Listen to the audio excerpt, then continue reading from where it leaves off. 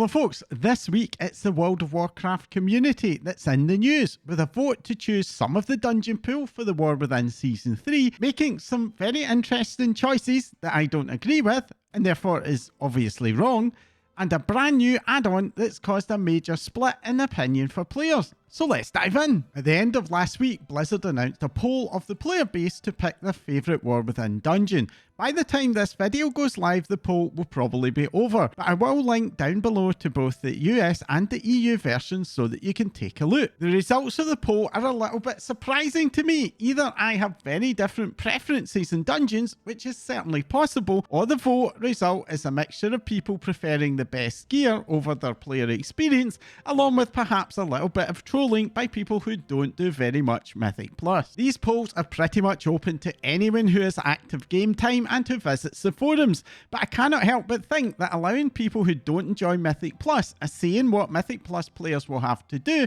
kind of just doesn't seem right. That said, this would be a very difficult problem for Blizzard to solve. I mean, where would you put the line? Set it at 2.5k rating and you're just allowing the higher end players to dictate to more casual players. And at the other extreme, should someone who's only done one Mythic Plus dungeon the whole season be given any more say than somebody who never does them? The existence of this poll though does potentially point to something that was already very much in my mind.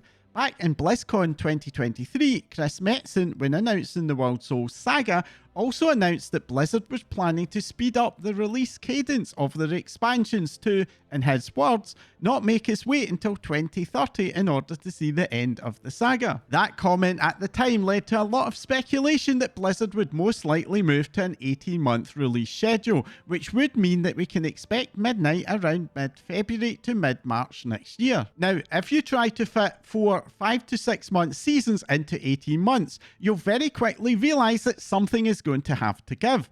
If Blizzard wanted 4 equal-length seasons, they would need to have shaved at least 6 weeks off each of the seasons to make them last around 4 months. Season 1, as it happens, lasted 24 weeks, or about 5.5 months, and with Season 2 having that 20-week renown track for the raid, it has to last at least 5 months, which means that there's really no sign of the seasons being shortened. The end result of this is that assuming Season 3 drops around mid to late August, as is quite likely, then for there to be 4 seasons, those last 2 seasons would have to be around 3 months each, and a 3-month season would likely require a much smaller raid than normal, perhaps just 4 or 5 bosses. The most common feedback for Dragonflight Season 4 was at best disappointment at losing out on a 4th raid, a feature of almost every expansion up to and including Battle for Azeroth, for the 2nd expansion in a row, to at worst feeling like we were being shortchanged. Given that feedback, it seems to me that reducing the size and scope of the final raid of the War Within just to squeeze in a Season 4 with no new raid seems very unlikely, and I suspect that the reason for this poll is that Blizzard are planning for Season 3 to be both a full-scale season, but also to be the final season of the War Within. And that also means that the 2025 roadmap is pretty much the entirety of what we can expect from the War Within. While that does still mean that we'll only get 3 raids, with the next expansion and its first raid following on right after the end of Season 3, that approach will be sure to get a much more positive response from the player base. For the vast majority of the player base, add-ons are a near essential part of a World of Warcraft experience. While from time to time something does come up to make us briefly regret our add-on reliance,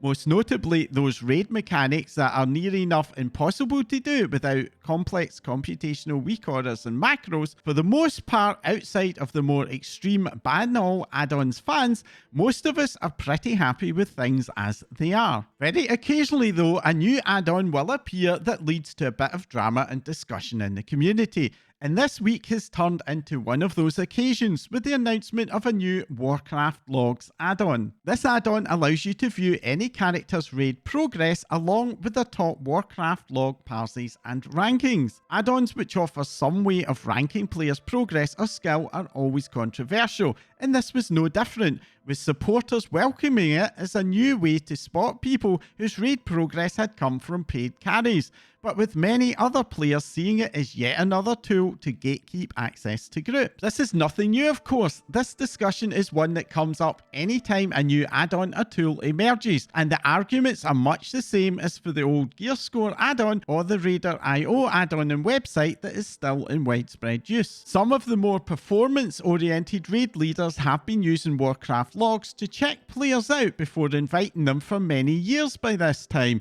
It was already a thing back when I started raiding in BFA, for example, so all this add-on really does is make that process a bit easier. But making it easier will likely mean that more people will use it, and that could make it quite a bit harder to get into some group. However, the Raider.io add-on has been around since Battle for Azeroth, and people do still manage to get into Mythic Plus group. In fact, most of the difficulty of getting invited in Mythic Plus arises from the severe shortage of tanks and healers, something which is also an issue on the healing front for PUG raids. In most cases, the groups that will turn you down on the basis of this add-on are likely to be the groups that you would prefer to avoid anyways.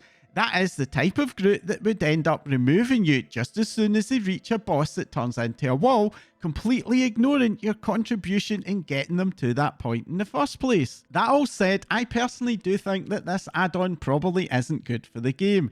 Raiding is about much more than fighting to do the highest powers, and while that has always been a thing ever since damage meters have existed, adding even more disincentives to treat raiding as a team sport really isn't going to help. So how is this add-on likely to affect you? Unless you're signing up for groups that you're realistically really not ready for, I don't think you'll notice much of a change in how long it takes to get invited. And for the most part, I don't think that the worry that it could lock some players out of heroic raiding are very well founded. And with a significant number of very good players in Mythic Plus never raiding at all, I don't think that the add-on will be all that useful for mainstream Mythic Plus groups. That said, I do have a few bits of advice on dealing with the existence of this add-on. My first piece of advice is for people who are leaders in guilds or other organised raid teams, and is to think very carefully. You might want to introduce a rule to ban public logging in your group. You can still log. Warcraft Logs has an option to create private or unlisted logs, which will not be included in this add-on. One risk from this add-on is that it will encourage raiders to focus more on their personal DPS over dealing with mechanics or generally contribution to the health of your group,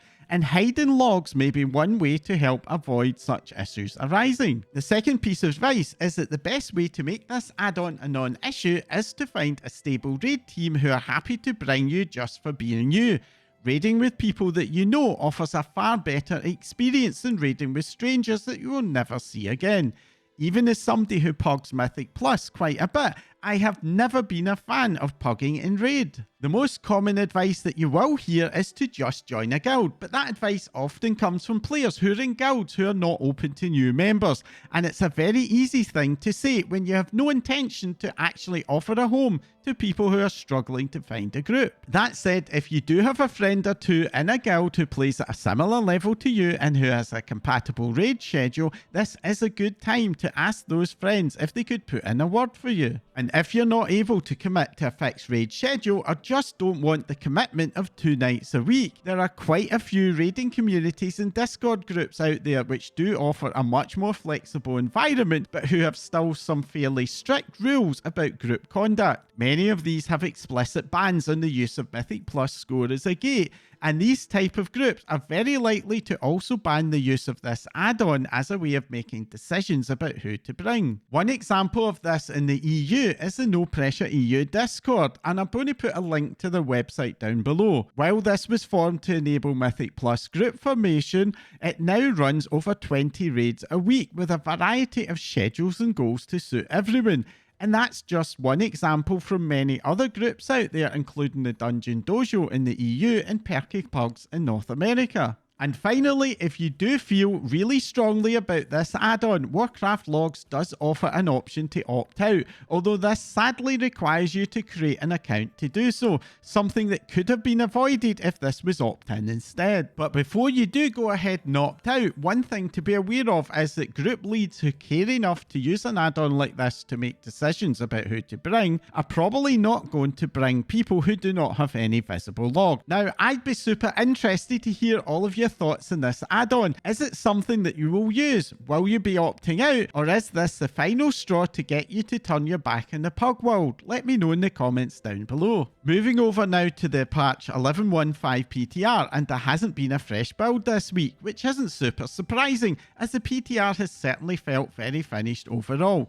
But thanks to Wowhead, we now do have a handle on how the gear rewards for horrific visions are going to work. Unlike Dastardly Duels and the Nightfall public event, which mainly rewarded Warbound catch-up style gear, horrific visions are going to be, like the BFA equivalent, offering gear that is potentially a lot more relevant for progressing our mains. Now do keep in mind that this is from the PTR and is therefore provisional and subject to change, but horrific visions will be offering a weekly gear drop.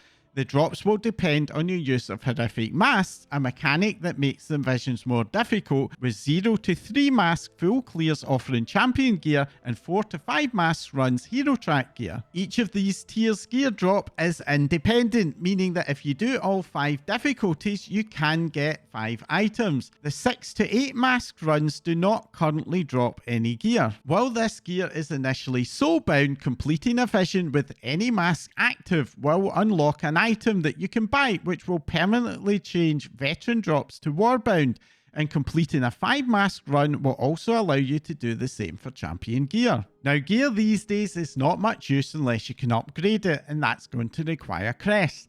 And yes, horrific visions do indeed reward crests, with 0 to 2 mask runs awarding carved crests, 3 and 4 mask runs rune crests, and 5 to 8 mask runs gilded crests. Now, unlike delves, there does not appear to be any cap on the number of crests you can get.